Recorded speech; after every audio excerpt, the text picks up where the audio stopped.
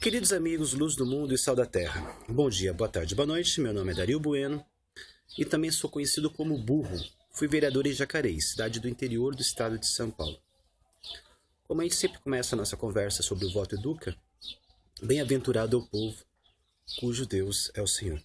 Salmo 144. Eu vejo aí, o debate que tomou conta de 2/3 da campanha eleitoral e tem um certo grau de repercussão, né, sobre os evangélicos contra os homossexuais, os homossexuais contra os evangélicos, né? E aí a gente precisa fazer algumas distinções, né? Porque você precisa primeiro se perguntar o que é evangélico, e depois você precisa perguntar o que é homossexual, né? Não dá para você achar que esse embate, né, é um embate generalizado de todos os evangélicos contra todos os homossexuais e os homossexuais, todos eles contra os evangélicos. Aí, né, o grande nivelador desse debate, né, é o próprio evangelho, né? E aí você precisa saber, né, o que é o evangelho. O evangelho são os 4 livros: Mateus, Marcos, Lucas e João. Esses 4 livros, nada se fala sobre homoafetividade, né? Esses 4 livros, né, eles são reportagens sobre a vida de Jesus, né? Sobre o ministério de Jesus, o magistério de Jesus, a pregação de Jesus, né?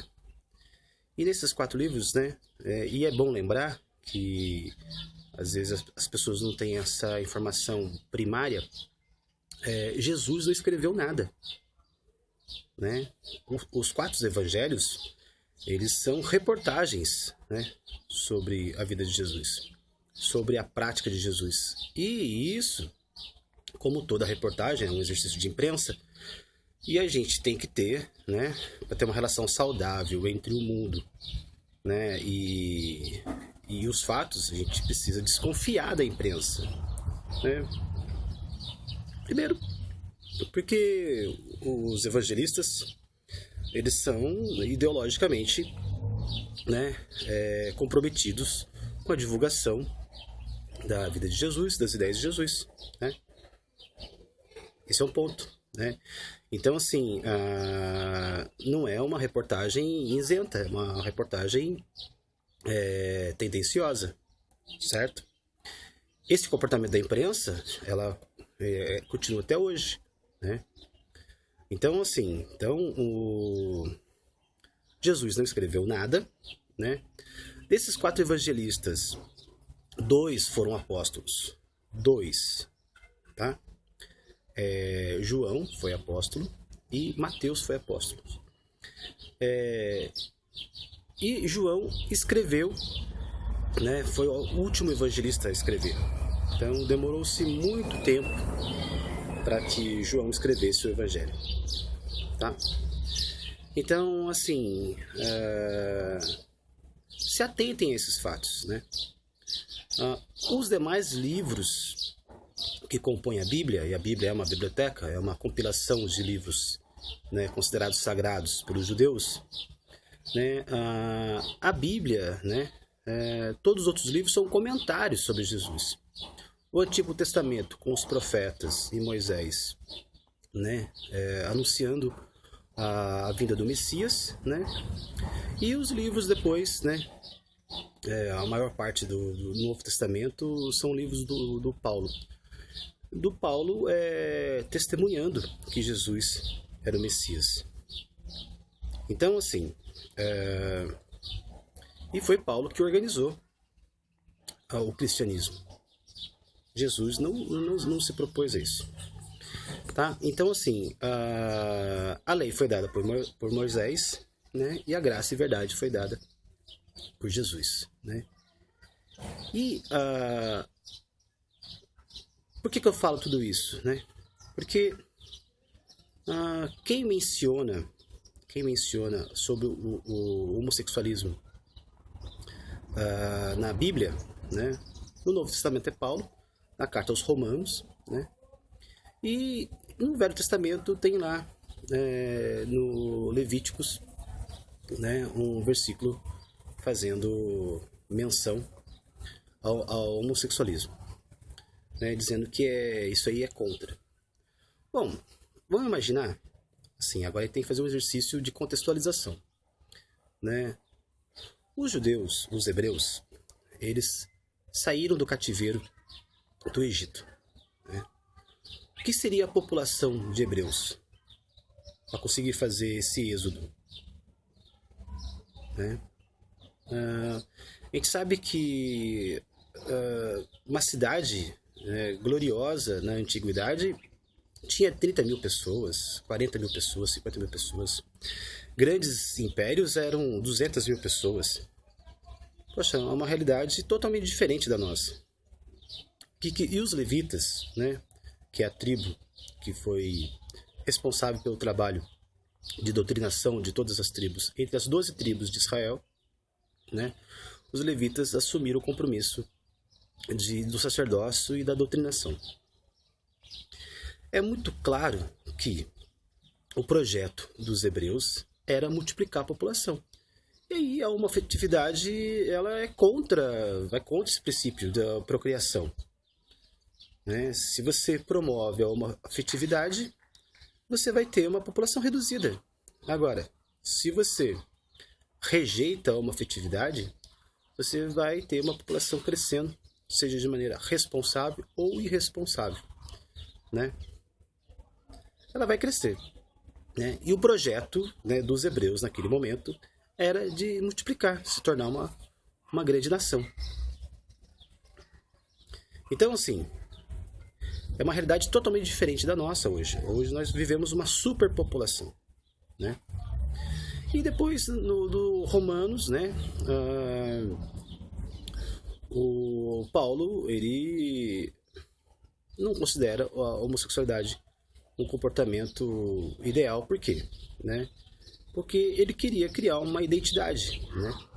E não só isso, ele queria também multiplicar o número de cristãos, né? Então, assim, em Roma, e olha só, a carta foi direcionada a Roma, porque em Roma, né, a homoafetividade era bastante comum, né? Aí, bom, a solução é assim, se é para aumentar a igreja, se é para aumentar o número de cristãos, a igreja ela não pode promover a homoafetividade. É o mesmo caso, né? Em dois contextos diferentes, né? E assim, partindo dos mesmos fatos, né? Você vê um grupo reduzido de hebreus querendo multiplicar a nação, e você também vê o cristianismo nascendo, né? E querendo multiplicar, né, o seu número de adeptos, né? Assim, é esse o fato, né? Jesus não cuidou desse assunto, né? Os evangelhos não cuidou desse assunto, né? Então, assim, e o que Jesus, né, nos deu? Nos deu a promessa da segunda vinda, né? E enquanto ele não vem, né, ele deixou o Espírito Santo para que a gente pudesse ter essa intimidade com Deus. O que a gente precisa ver é que, assim, primeiro, os fatos não são condizentes com o Evangelho. Se você for um evangélico radical, você precisa compreender isso, né? Então, assim, o evangélico radical fundamentalista é o que menos vai ter problema com a homoafetividade. Por quê? Porque para você ser radical e fundamentalista, você tem que estar de acordo com o evangelho. E o evangelho são 4. Certo? As demais coisas são comentários sobre o evangelho. E comentário, você vai fazer um comentário de acordo com as suas circunstâncias, com a sua experiência, com o grau de informação que você tiver. Então, assim, é muito tranquilo você se relacionar com esse tema, né? Sendo evangélico. Então, a imprensa, ela comete algumas distorções, né, assim, polariza evangélicos contra os homossexuais, né, contra os homoafetivos. E acha que a posição do evangélico contra é o fundamentalista. Totalmente distorcido, porque o fundamentalista de verdade, né, ele não tem opinião sobre isso. Porque para ele ser fundamentalista e ser radical, ele tem que se apoiar só nos 4 evangelhos, né? Então, percebe o grau de confusão das coisas? O que falta para as pessoas é conhecer o evangelho, né? Inclusive os próprios evangélicos. Qual é a posição do Silas Malafaia sobre isso, né? O Silas Malafaia tem que perceber o que ele está querendo vender, né? Porque o Silas Malafaia, ele não é um evangélico, ele é um vendilhão. Ele é um dos vendilhões do templo, né? Então, ele está querendo vender a cura, né? Porque ele parte do princípio, como ele é psicólogo, ele faz questão de dizer, ele parte do princípio que muitos são homossexuais contra a própria vontade. E ele oferece, né, através da religiosidade, né, uma maneira da pessoa recuperar a heterossexualidade dela, né? Bom, a homoafetividade ela pode ser um condicionamento social. E a pessoa, no seu exercício de liberdade, ela pode ser induzida a uma afetividade contra a própria vontade, e ela pode ser violentada, como ele gosta de afirmar, que 50% dos homossexuais foram violentados na infância. Bom, assim, se foi vítima de uma violência, né, por que continua sendo homoafetivo, né, contra a própria vontade? Não precisa ser. É que a sociedade, né, é que a própria pessoa que gera violência vai propagar o ato de violência como um gesto de superioridade. E aí vai, né, expor a pessoa que foi violentada ao ridículo, né? E a sociedade, em vez de acolher, vai estigmatizar a pessoa como afetiva, como homossexual, né? Assim, numa lógica de humilhação, né? Então, assim, isso é totalmente contra, né? Você ser contra a violência sexual é uma coisa, né? Agora, você ser contra a homoafetividade é totalmente diferente, né? E você considerar que a homoafetividade, ela, na sua totalidade, ela é uma consequência da violência, né?